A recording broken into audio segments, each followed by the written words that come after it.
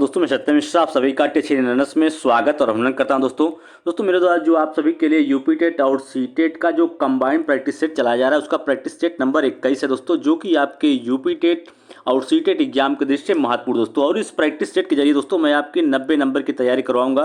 बिल्कुल फ्री है दोस्तों, फ्री ऑफ कास्ट है। ठीक है, सिर्फ एक काम करना है, चैनल को सब्सक्राइब करना है ताकि मेरा डाले गए प्रत्येक वीडियो का नोटिफिकेशन आपको मिलता रहे। दोस्तों चलिए स्टार्ट करते हैं आज की क्लास का पहला प्रश्न। यहाँ पे दोस्तों पहला प्रश्न आपके सामने देखिए क्या पूछा कर कि ऋणात्मक का विलोम शब्द क्या है? धनात्मक, ऋणात्मक, मानात्मक या अनात्मक। तो ऋणात्मक का विलोम दोस्तों क्या होता है? विलोम का मतलब होता है उल्टा। ठीक है, ऋणात्मक का विलोम क्या होगा? धनात्मक होगा। इसी तरीके से कुछ और विलोम देख लीजिए, जैसे रात का विलोम क्या होता है? दिन होता है। राजा का विलोम क्या होता है? रंक होता है।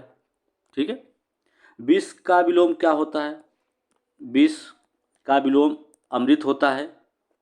ठीक है, ठीक है, इसी तरीके से विलोम शब्द होते हैं दोस्तों। विलोम का मतलब ही होता है उल्टा। इसे ऋणात्मक का मतलब क्या होगा? धनात्मक। चलिए अगले प्रश्न पे चलते हैं। प्रश्न संख्या 2 है। यहाँ पे क्या पूछ रहा है? सन्यासी का विलोम शब्द क्या है? राजा, भोगी, गृहस्थ या इनमें से कोई नहीं। तो सन्यासी ऐसा व्यक्ति होता है जो दोस्तों घर से बाहर रहता हो या घर का त्याग कर दिया हो। ठीक है, उसे क्या कहते हैं? सन्यासी कहते हैं। तो सन्यासी का उल्टा क्या होता है? गृहस्थ, मतलब जो घर में रहता हो। ठीक है, राजा का उल्टा क्या होगा? रंक होता है। ठीक है, चलिए आगे चलते हैं। प्रश्न संख्या 3 है दोस्तों। इसमें क्या पूछा है देखिए, व्याकरण शिक्षण की अपेक्षाकृत बेहतर विधि कौन सी है? व्याकरण शिक्षण की जो सबसे अच्छी विधि होती है वो कौन सी होती है? आगमन, निगमन, सूत्र या पुस्तक विधि। तो व्याकरण शिक्षण की सबसे अच्छी विधि कौन सी होती है? आगमन विधि होती है, क्योंकि पहले इसमें क्या बताया जाता है? उदाहरण बताया जाता है, उसके बाद नियम की ओर जाते हैं। ठीक है, नियम बनाया जाता है, उदाहरण के बाद नियम बनाया जाता है, और ये अपेक्षाकृत सबसे अच्छी विधि होती है व्याकरण के लिए। निगमन विधि में पहले नियम बताया जाता है, फिर उदाहरण की तरफ जाते हैं। अब सूत्र विधि का उपयोग संस्कृत भाषा में किया जाता है। किसमें? संस्कृत भाषा में। और इस सूत्र विधि के जो जन्मदाता है वो कौन दोस्तों? पाणिनि है। कौन है? पाणिनि इसके जन्मदाता हैं। ठीक है, और पुस्तक विधि का प्रयोग अध्यापक के द्वारा किया जाता है। इसमें अध्यापक क्या करता है? बच्चों से कुछ पुस्तक के कुछ अंश को पढ़वाता है और उसका फिर अर्थ समझाता है। चलिए अगले प्रश्न पे, प्रश्न संख्या 4 है दोस्तों। इसमें देखिए क्या पूछा करा कि पवन का संधि विच्छेद बताना है। संधि, जब दो शब्दों के मेल से किसी अन्य शब्द का विकार हो उसे क्या कहते हैं? संधि कहते हैं। और संधि विच्छेद होता है जब जो एक ही शब्द का अलग अलग पार्ट में डिवीजन हो जाए या विभाजित हो जाए तो उसे क्या कहेंगे? संधि विच्छेद कहते हैं। तो यहाँ पे पवन शब्द लिखा गया है, इसका संधि विच्छेद बताना है। तो इसका संधि विच्छेद दोस्तों क्या होगा? पो प्लस अन होगा। क्या होगा? पो प्लस अन, इसका संधि विच्छेद होगा। तो इस क्वेश्चन का राइट जवाब क्या होगा? ऑप्शन नंबर सेकंड इसका राइट जवाब हो जाएगा। चलिए अगले प्रश्न पे चलते हैं। प्रश्न 5 है, कह रहा है कि भाषा संबंधित मूल्यांकन में पाठ्यक्रम विशेष की भाषा का ही मूल्यांकन करना चाहिए। बच्चों की भाषा प्रयोग संबंधित क्षमता का मूल्यांकन करना चाहिए। बच्चों के भाषिक नियम संबंधित ज्ञान का मूल्यांकन करना चाहिए। पाठ्यक्रम विशेष की उपलब्धि समझनी चाहिए। तो भाषा संबंधित मूल्यांकन में हुए होता है कि बच्चा जो है किस तरीके से भाषा का प्रयोग कर पा रहा है, कहाँ उसको दिक्कत आ रही है, या इन सभी चीज़ों का भाषा प्रयोग संबंधी जो क्षमता है उसकी, उसका मूल्यांकन किया जाता है। तो इस प्रश्न का राइट जवाब क्या होगा? ऑप्शन नंबर सेकंड हो जाएगा। चलिए अगले प्रश्न पे, प्रश्न 6 है या छठवां प्रश्न जिसको बोलते हैं। ठीक है, यहाँ पे लिखा गया अध प्लस गति, अधोगति किस संधि का उदाहरण है? यहाँ पे दोस्तों आप देख पा रहे होंगे कि यहाँ साइड में विसर्ग संधि का चिन्ह लगा हुआ है। तो यहाँ पे जब ये साइन आपको दिख जाए तो वहाँ पे क्या होता है? विसर्ग संधि होता है। कुछ ज़्यादा सोचने की ज़रूरत नहीं है, वहाँ पे क्या होगा? विसर्ग संधि होता है। आप सभी को पता है दोस्तों कि संधि जो होती है मुख्यतः 3 प्रकार की होती है, स्वर संधि, व्यंजन संधि और विसर्ग संधि होती है। ठीक है, जब विसर्ग संधि का ये होता है जब विसर्ग के बाद स्वर या व्यंजन आए तो वहाँ पे क्या होता है? विसर्ग संधि होती। तो इसमें दोस्तों आपको क्या है? यहाँ पे विसर्ग संधि का यूज हुआ है। तो इस प्रश्न का राइट जवाब ऑप्शन नंबर सेकंड हो जाएगा। चलिए अगले प्रश्न पे, प्रश्न 7वां है, कह रहा है कि तपस्या 7वीं कक्षा में विभिन्न संदर्भों में पृथ्वी, वसुधा, भूमि शब्दों के प्रयोग की तरफ बच्चों का ध्यान आकर्षित करती है। ऐसा करने में उसका उद्देश्य है पर्यायवाची शब्दों की परिभाषा देना, भाषा का व्याकरणिक ज्ञान देना, शब्द भंडारण का विकास करना, हिंदी की बारीकियां समझाना। तो तपस्या जो 7वीं कक्षा में विभिन्न संदर्भों में पृथ्वी, वसुधा और भूमि जैसे शब्दों का प्रयोग कर रही है। इसका मतलब वो क्या कर रही है कि हिंदी की बारीकियां जो है उसको समझाने का प्रयास कर रही है। चलिए अगले प्रश्न पे, प्रश्न है 8वां प्रश्न है, कह रहा है कि उड्डयनम का संधिविच्छेद क्या होगा। उड्डयनम जो लिखा गया यहाँ पे, अगर इसका हम संधिविच्छेद करेंगे तो इसका संधिविच्छेद क्या होगा, उत प्लस डयनम। क्या होगा, उत प्लस डयनम होगा। तो दोस्तों अगर आपसे पूछ लिया कि उड्डयनम जो है इसमें कौन सी संधि है, तो दोस्तों आपको पता होना चाहिए कि क्या है, अगर यहाँ पे किसी व्यंजन के बाद व्यंजन या स्वर आ जाए तो वहाँ पे क्या होता है दोस्तों, व्यंजन संधि होती है। तो यहाँ पे भी क्या है, व्यंजन संधि का यूज हुआ है। तो इसका जो संधि विच्छेद होगा क्या होगा, ऑप्शन नंबर फर्स्ट इसका उत प्लस डयनम, ये राइट जवाब है। चलिए अगले प्रश्न पे, प्रश्न संख्या 9 है, कह रहा है कि निम्नलिखित में से कौन सा शब्द सागर का पर्यायवाची नहीं है। इसमें से कौन सा सागर का पर्यायवाची शब्द नहीं है, अम्बुधि, रत्नाकर, वारिस या निर्झर। दोस्तों आपको बता दें कि सागर का पर्यायवाची शब्द ऑप्शन नंबर 4 ही नहीं है। चलिए आगे चलते हैं प्रश्न संख्या 10 पे, निम्नलिखित प्रश्न में से क्रिया का भेद बताइए। वह बीच में ही बोल उठा, इसमें क्रिया का कौन सा भेद है, प्रेरणार्थक क्रिया, पूर्वकालिक क्रिया, नाम धातु क्रिया या संयुक्त क्रिया। तो वह बीच में ही बोल उठा, इसमें कौन सी क्रिया है, नाम धातु क्रिया का उपयोग हुआ है। जैसे अगर यहाँ पे लिखा होता वह नहाकर खाने गया, वह पढ़कर सोने गया, तो यहाँ पे क्या हो जाता, पूर्वकालिक क्रिया होती। ठीक है, और अगर किसी को प्रेरणा दी जाती, तुम उठो पढ़ो, तुम जागो घूमो, ये सब क्या होती है, प्रेरणात्मक क्रिया होती है। चलिए अगले प्रश्न पे, अब यहाँ से दोस्तों बाल विकास के कुछ महत्वपूर्ण प्रश्न हैं जो कि आपके यूपी टेट और सी टेट एग्जाम के दृष्टि से महत्वपूर्ण है। दोस्तों प्रश्न संख्या 1 है कि मध्य बाल्यावस्था में भाषण के बजाय यहाँ पे खाली स्थान दे रखा है, यहाँ पे कह रहा है कि अधिक होता है। मध्य बाल्यावस्था में भाषण जो होता है सामाजिक, यहाँ पे दोस्तों क्या होगा, सामाजिक के बजाय अहम केंद्रित होता है। क्या होता है, सामाजिक के बजाय यहाँ पे क्या हो जाएगा, अहम केंद्रित हो जाएगा। तो इस प्रश्न का जो राइट जवाब होगा ऑप्शन नंबर फर्स्ट इसका राइट आंसर होगा। चलिए अगले प्रश्न पे, प्रश्न संख्या 2 है, कह रहा है कि मनोविज्ञान की विषय वस्तु के रूप में मस्तिष्क और चेतना के विचार को किसने अस्वीकार किया था, सैडलर ने, वाटसन ने, जेम्स ने या उंट ने। तो मनोविज्ञान के विषय वस्तु के रूप में मस्तिष्क और चेतना के विचार को किसने अस्वीकार किया था, तो वाटसन ने अस्वीकार किया था। तो इस प्रश्न का राइट जवाब ऑप्शन नंबर सेकंड हो जाएगा। चलिए अगले प्रश्न पे, प्रश्न संख्या नेक्स्ट है, कह रहा है कि नेता के लिए किस विषय का ज्ञान सर्वाधिक आवश्यक होता है, मनोविज्ञान का, सम्मोहन शक्ति का, राजनीति का या प्रभावी व्यक्तित्व का। तो नेता के लिए सबसे महत्वपूर्ण ज्ञान जो होता है सर्वाधिक, क्या होता है, मनोविज्ञान का ज्ञान सर्वाधिक महत्वपूर्ण या सर्वाधिक आवश्यक होता है। चलिए अगले प्रश्न पे, प्रश्न संख्या 4 है, निम्नलिखित में से कौन सा आगमन विधि के सोपानों का सही तार्किक क्रम है। तो इसमें से आगमन विधि दोस्तों आप सभी को पता है कि आगमन विधि पहले उदाहरण बताया जाता है फिर नियम की तरफ जाया जाता है। तो इसमें पूछा है कि आगमन विधि के सोपानों का तार्किक क्रम क्या है। ऑप्शन 1 है कि उदाहरण से उदाहरण की तरफ, फिर निरीक्षण, फिर नियम, निरीक्षण, उदाहरण, नियमीकरण या उदाहरण, निरीक्षण, नियमीकरण और उदाहरण, उदाहरण, नियमीकरण, उदाहरण और निरीक्षण।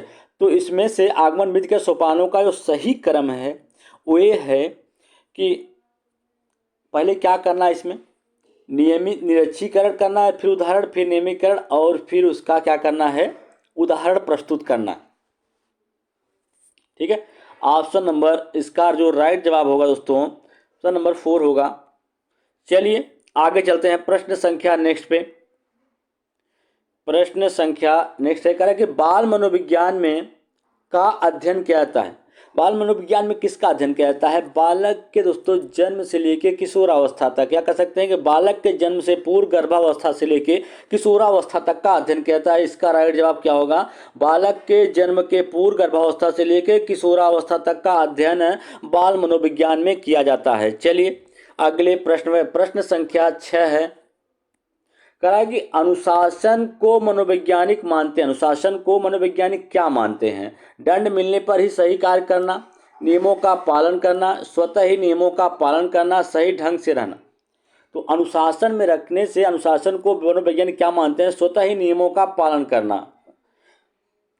चलिए अगले प्रश्न पे, प्रश्न संख्या 7 है, कह रहा है कि बच्चे जिस प्रकार से सहयोग करना सीखते हैं वे विकसित करते हैं।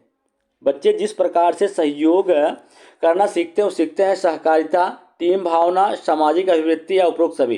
तो बच्चे जिस प्रकार से सहयोग करना सीखते हैं वे विकसित करते हैं सभी को, सहकारिता, टीम भावना या सामाजिक अभिवृत्ति। तो इस प्रश्न का राइट जवाब ऑप्शन नंबर 4 हो जाएगा। चलिए अगले प्रश्न पे, प्रश्न संख्या 8 है, बाल मनोविज्ञान में का अध्ययन किया जाता है। दोस्तों ये प्रश्न रिपीट हो चुका है। बाल मनोविज्ञान में बालक के जन्म से पूर्व गर्भावस्था से लेकर किशोरावस्था तक का अध्ययन किया जाता है। चलिए अगले प्रश्न पे, कहा कि परिपक्वता और अधिगम के बीच अंतर संबंध को क्या कहा जाता है? संवेग कहते हैं, सामाजिकरण, विकास या किशोरावस्था। तो परिपक्वता और अधिगम के बीच का जो अंतर संबंध होता है उसे क्या कहते हैं? विकास कहा जाता है। क्या कहते हैं? विकास। ठीक है, और किशोरावस्था को स्टेनहॉल ने संघर्ष तथा तूफान की अवस्था मानी है। ठीक है, तो इस प्रश्न का राइट जवाब क्या होगा? ऑप्शन नंबर 3 इसका राइट जवाब हो जाएगा।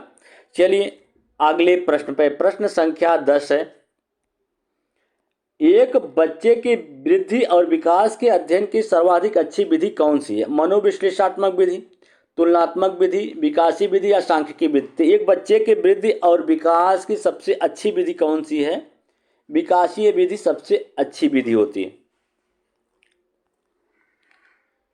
चलिए दोस्तों प्रश्न संख्या नेक्स्ट पे चलते हैं। अभी यहाँ से कुछ महत्वपूर्ण प्रश्न हैं आपके पर्यावरण अध्ययन के। इससे दोस्तों 30 प्रश्न आपके पेपर में पूछे जाते हैं। प्रश्न संख्या 1 है कि घरों के विशेषताओं, दोस्तों आपके एग्जाम में अक्सर घरों की विशेषताओं से प्रश्न आपके एग्जाम में पूछा ही जाता है। तो 1 नंबर पक्का मान चलिए, इस तरीके से प्रश्न आता है आपके परीक्षा में। कहा कि घरों की निम्नलिखित विशेषता में विचार कीजिए। कथन 1 है कि भूतल खिड़कियों के बिना होता है, मतलब भूतल पे कोई खिड़की नहीं होती है। कथन 2 है कि पेड़ की शाखाओं से बनी लकड़ी की तिरछी छतें होती हैं।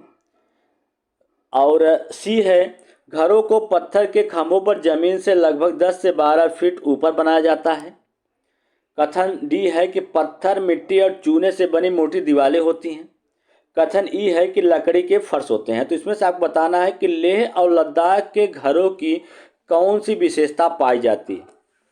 तो दोस्तों आपको बता दें कि लेह और लद्दाख में जो घर होते हैं उसमें एक विशेषता होती है कि भूतल जो होता है उनका, उस पर कोई भी खिड़की नहीं होती है। कह सकते हैं कि बिना खिड़की का भूतल बना होता है और पत्थर, मिट्टी और चूने से बनी मोटी मोटी दीवारें होती हैं और लकड़ी का जो होता है वो फर्श बना होता है। तो इस हिसाब से आपका जो कथन है ए, डी और ई क्या है? यही राइट है। तो ऑप्शन नंबर 3 में ये सारी चीज़ें कंडीशन फॉलो कर रहा है, तो इसलिए इसका राइट जवाब ऑप्शन नंबर 3 हो जाएगा। चलिए प्रश्न संख्या 2 पे चलते हैं। कहा कि निम्नलिखित में से किस बंदरगाह को डायमंड हार्बर के नाम से जाना जाता है? हल्दिया का बंदरगाह, कांडला का बंदरगाह, मझगांव का बंदरगाह या मुरगांव का बंदरगाह। तो निम्नलिखित में से किस बंदरगाह को डायमंड हार्बर के नाम से जानता है? तो हल्दिया बंदरगाह को इस नाम से जाना जाता है। चलिए अगले प्रश्न पे, प्रश्न संख्या 3 है, निम्नलिखित में से कौन सा 2003 1923 में जाति आधारित जनगणना शुरू करने वाला भारत का पहला राज्य बन गया है। उड़ीसा, बिहार, छत्तीसगढ़, झारखंड। तो जाति आधारित गणना शुरू करने वाला पहला राज्य कौन सा बन गया भारत का? बिहार जो है वो पहला राज्य बना है जो कि जाति जनगणना शुरू करने वाला पहला राज्य है भारत का। चलिए अगले प्रश्न पे प्रश्न संख्या 4 है कि विटामिन ई का संबंध किस रासायनिक यौगिक से है? टोकोफेरोल से, बायोटीन से, कैल्सीफेरोल से या नेफ्थोक्विनोन से? तो विटामिन ई का संबंध दोस्तों किससे है? टोकोफेरोल से है। और आपको बता दें कि ये विटामिन ई जो होता है वो ऐसा विटामिन होता है कि जो कि वसा में घुलनशील होता है। किसमें घुलनशील होता है? वसा में घुलनशील विटामिन होता है। ठीक है, कभी कभी पूछ लेता है कि कौन से विटामिन ऐसे होते हैं जो कि जल में घुलनशील होते हैं और वसा में घुलनशील होते हैं। आप दोस्तों एक चीज़ जान लीजिए, बी और सी जो होता है वो जल में घुलनशील होता है। इसके अलावा जो भी विटामिन आपके बच जाते हैं सभी क्या होते हैं? वसा में घुलनशील होते हैं। चलिए अगले प्रश्न पे प्रश्न संख्या 5 है। कह रहा है कि सूर्य कुमार यादव निम्नलिखित में से किस खेल से संबंधित है? सूर्य कुमार यादव जो हैं वो किस खेल से संबंधित हैं? क्रिकेट से, फुटबॉल, हॉकी या शूटिंग से संबंधित हैं? तो सूर्य कुमार यादव जो हैं वो किससे संबंधित है? क्रिकेट के खिलाड़ी हैं। ठीक है, चलिए इस प्रश्न का राइट जवाब ऑप्शन नंबर फर्स्ट हो जाएगा। अगले प्रश्न पे प्रश्न संख्या 6 क्या है? देखिए कह रहा है कि एसिटिक अम्ल की गंध किसके समान होती है? एसिटिक अम्ल जो होता है इसकी गंध जो होती है किसके समान होती है? टमाटर, मिट्टी का तेल, उपयुक्त में से एक से अधिक, उपयुक्त में से कोई नहीं, या सिरका? तो आपको बता दोस्तों एसिटिक अम्ल जो होता है इसकी गंध किसके समान होती है? सिरका के समान होती है। सिरका दोस्तों कैसे तैयार होता है? जो रस होता है दोस्तों, कच्चा रस को काफ़ी समय तक रखने के बाद सिरका तैयार होता है। ठीक है, और सिरके की जो गंध होती है वो एसिटिक अम्ल की तरह होती है। तो इस प्रश्न का राइट जवाब ऑप्शन नंबर फर्स्ट हो जाएगा। चलिए अगले प्रश्न पे प्रश्न संख्या 7 है। साइना नेहवाल का जन्म किस जिले में हुआ था? साइना नेहवाल दोस्तों एक क्या है? टेनिस खिलाड़ी हैं और इनका जन्म कहाँ पे हुआ था? हिसार में हुआ था। कहाँ पे दोस्तों? हिसार में इनका जन्म हुआ था। तो इस प्रश्न का राइट जवाब क्या होगा? ऑप्शन नंबर 4 इसका राइट जवाब हो जाएगा। चलिए अगले प्रश्न पे प्रश्न संख्या 8 है। दही में निम्नलिखित में से कौन सा अम्ल मौजूद होता है? जो दही होता है उसमें कौन सा अम्ल मौजूद होता है? दोस्तों आप सभी को पता है कि दही जो होता है दूध से दही बनती है। ठीक है, दूध से दही का निर्माण होता है और दही दूध हो दही हो उसमें क्या पाया जाता है? लैक्टिक अम्ल पाया जाता है। क्या पाया जाता है? लैक्टिक अम्ल पाया जाता है। तो इस प्रश्न का जो राइट जवाब होगा ऑप्शन नंबर सेकंड इसका राइट जवाब हो जाएगा। और कभी कभी पूछ लेता है कि फार्मिक अम्ल जो होता है वो कहाँ पाया जाता है? आपको बता दें दोस्तों जो चींटी होती है, चींटी के डंक में क्या होता है? फार्मिक अम्ल पाया जाता है। और ऑक्जेलिक अम्ल जो होता है किसमें पाया जाता है? टमाटर में ऑक्जेलिक अम्ल होता है। ठीक है, चलिए दोस्तों आगे चलते हैं अगले प्रश्न पे। प्रश्न संख्या 9 है। बिच्छू के डंक में कौन सा अम्ल पाया जाता है? टोटरिक अम्ल, ऑक्सालिक अम्ल, लैक्टिक अम्ल, मेथेनोइक अम्ल? तो बिच्छू का जो डंक होता है उसमें क्या पाया जाता है? मेथेनोइक अम्ल पाया जाता है। इस प्रश्न का राइट जवाब ऑप्शन नंबर 4 है। और लैक्टिक अम्ल दही में पाया जाता है और ऑक्जेलिक अम्ल टमाटर में, और टार्टरिक अम्ल कच्चे पदार्थ जो कच्चा खट्टा पदार्थ होता है जैसे इमली हुआ, इन सब में टार्टरिक अम्ल पाया जाता है। चलिए आगे चलते हैं अगले प्रश्न संख्या यहाँ पे 10 है। कहा कि एल्कोहल और जल के मिश्रण को सबसे अच्छी तरीके से अलग किया जा सकता है निस्तारण द्वारा, वाष्पीकरण द्वारा, ऊर्ध्वपातन द्वारा या प्रभाजी आश्वन द्वारा। तो एल्कोहल और जल के मिश्रण को अच्छी तरीके से अलग करने के लिए प्रभाजी आश्वन के द्वारा इसको अलग किया जाता है। चलिए आगे चलते हैं प्रश्न संख्या 11 है। कह रहा है कि काजीरंगा राष्ट्रीय उद्यान निम्नलिखित में से किसके लिए प्रसिद्ध है? काजीरंगा राष्ट्रीय नेशनल उद्यान कहाँ पे है दोस्तों? असम में है। असम राज्य में काजीरंगा नेशनल पार्क है, अवस्थित है। और किसके लिए प्रसिद्ध है? एक सींग वाले गेंडे के लिए प्रसिद्ध है। तो इस प्रश्न का राइट जवाब क्या होगा? ऑप्शन नंबर सेकंड हो जाएगा। दोस्तों आज के लिए इतना ही। अगर आपको मेरा वीडियो अच्छा लगे तो लाइक शेयर और सब्सक्राइब दोस्तों जरूर करिएगा।